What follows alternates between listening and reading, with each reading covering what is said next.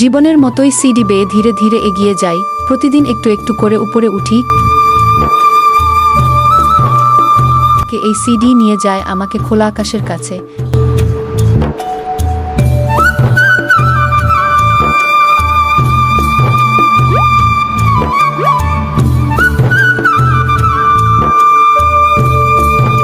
যেখানে মেলে শান্তি আর স্বপ্নের ছোঁয়া, ফাঁকা ছাদ হলেও এই একটিমাত্র গোলাপি রং ছড়ায় চারপাশে।